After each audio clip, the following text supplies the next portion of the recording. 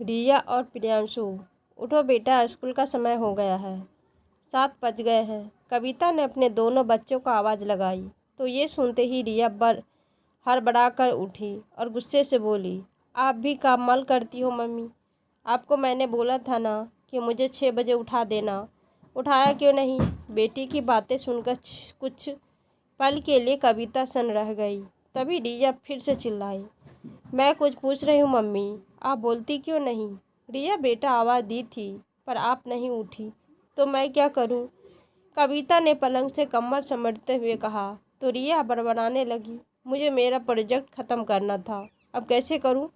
बोलकर रिया पैर पटकते हुए बाथरूम में घुस गई तो कविता भारी मन से रसोई घर में वापस आई। सबके लिए नाश्ता बनाने में जुट गई पर मन में एक तूफान उठ रहा था।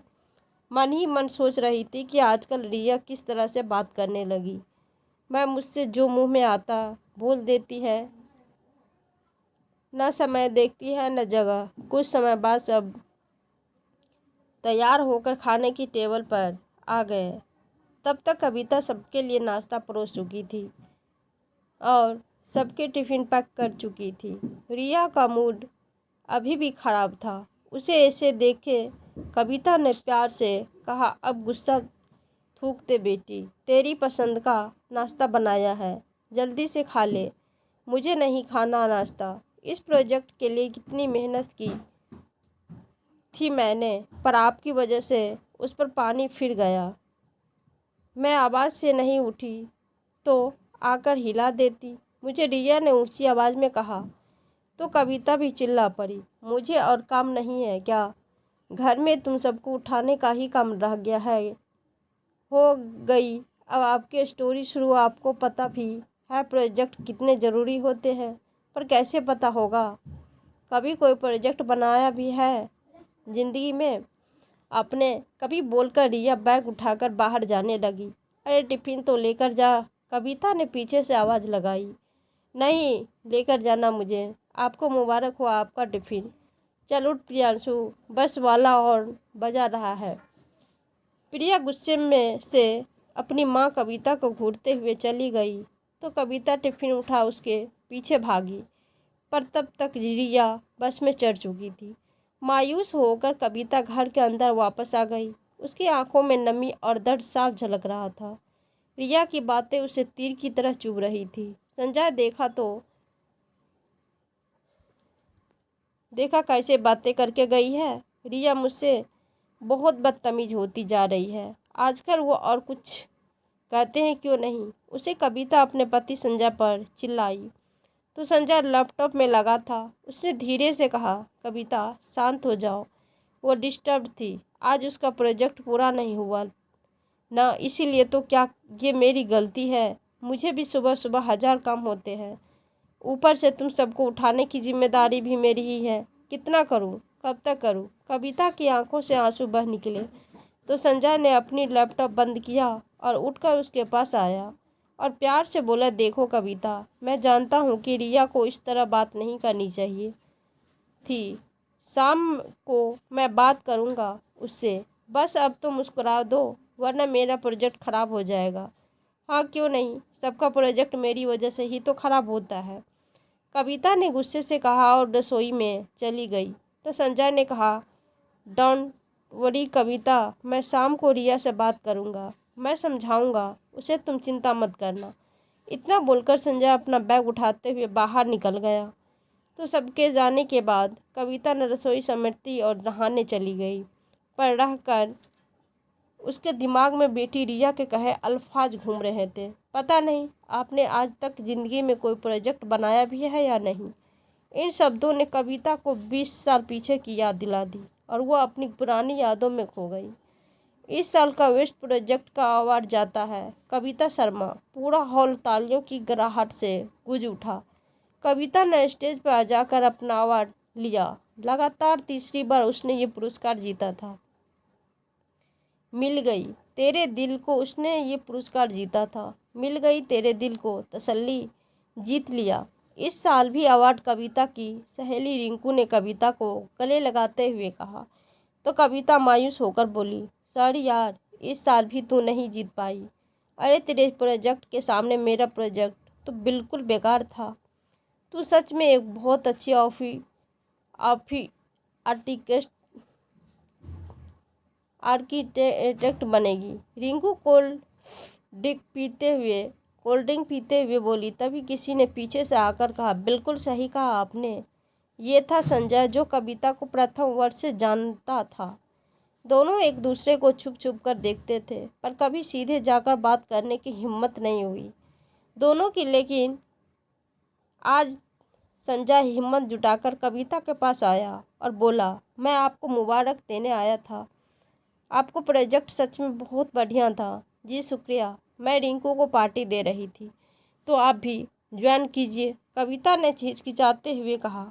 उस दिन उन दोनों ने बीच की खामोशियाँ टूट गई और दोनों में दोस्ती हो गई। देखते देखते कॉलेज का तीसरा साल ख़त्म हो गया। संजय अपने मैनेजमेंट कोर्स में अव्वल आया और कविता अपने आर्टिफैक्ट कोर्स में। दोनों ने उस दिन एक दूसरे को प्रपोज किया। रिंकू उन दोनों के लिए बहुत खुश थी। उनके माता पिता भी चाहते थे कि वो जल्द ही शादी कर ले, पर संजय अभी 2 साल का MBA करना चाहता था। 2 साल दोनों अलग अलग शहरों में थे। देखते ही देखते 2 साल भी बीत गए। कविता को एक बहुत बड़ी कंपनी में नौकरी मिल गई। अब भविष्य उज्जवल था और संजय को भी एक अंतर्राष्ट्रीय कंपनी में नौकरी मिल गई। पर तभी संजय की माँ का देहांत हो गया। पिता तो उसके पहले ही चल बसे थे। संजय बिल्कुल अकेला हो गया। संजय, शादी कर लेते हैं, कविता ने कहा। नहीं कविता, मैं तुम्हें तुम्हारा करियर बर्बाद नहीं करने दूंगा। संजय, कुछ बर्बाद नहीं होगा। मेरा कोर्स फिर कभी हो जाएगा।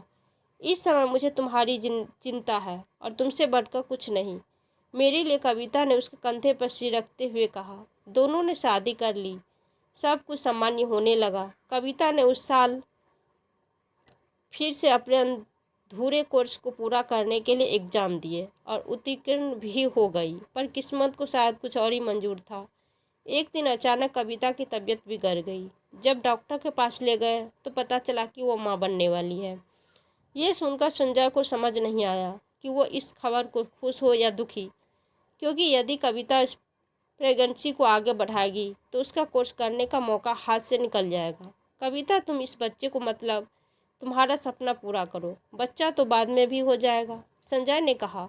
तो रिंकू भी उसकी बात से सहमत थी। पागल हो तुम दोनों, भगवान के इस तोहफे को मारकर मैं अपने सपनों का महल खड़ा नहीं करूँगी। क्या अब ये बच्चा ही मेरा सपना है? कविता ने अपना फैसला सुनाते हुए कहा। और 9 महीने बाद नन्ही सी रिया उनकी ज़िंदगी में आई।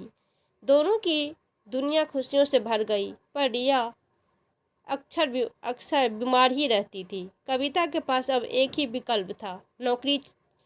रिया को देखना पागल है क्या रिया? ऐसी नौकरी हर किसी को नहीं मिलती और तू यूं ही उसे लात मार रही है, रिंकू ने कहा। तो कविता बोली, नौकरी से ज़्यादा रिया ज़रूरी है मेरे लिए। रिंकू, ये थोड़ी बड़ी हो जाएगी तो मैं दोबारा नौकरी कर लूँगी, पर अभी इसको मेरी ज़रूरत है। डॉक्टर का कहना है कि रिया कमज़ोर है, इसे हर पल देखभाल की ज़रूरत है और वो देखभाल ही कर पाऊँगी, कविता ने कहा। इस बीच रिंकू की भी शादी हो गई और वो अमेरिका चली गई। समय बीतने लगा।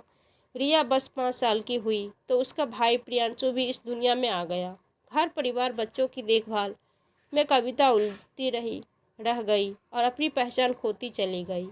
अब वो केवल एक माँ और एक पत्नी का ही किरदार निभा रही थी। कविता शर्मा जिसके लिए नौकरी की लाइन लगी थी, जिसे हर कंस्ट्रक्शन कंपनी अपने पैनल पर रखना चाहती थी, आज केवल घर की 4 दीवारों में सिमट कर रह गई थी। संजय दिन प्रतिदिन व्यस्त होता चला गया। यूं उन दोनों में आज भी बहुत प्यार था, पर समय नहीं था। अचानक दरवाजे की बेल बजी तो सहसा ही कविता अपने अतीत की यादों से बाहर निकली। उसने आंखों में आए आंसुओं को पोंछते हुए दरवाज़ा खोला तो सामने प्रियांशु और रिया को खड़े देख कविता को समय का एहसास हुआ। यादों की स्मृतियों में वो इतना खो गई कि उसे पता ही नहीं चला कि कब दोपहर के 2 बज गए। प्रियांशु अंदर आते ही बोला, मम्मी बहुत भूख लगी है, प्लीज़ जल्दी से खाना लगा दो। तुम जाओ कपड़े बदल कर अपना हाथ मुँह धो आओ। तब तक मैं खाना लगाती हूँ।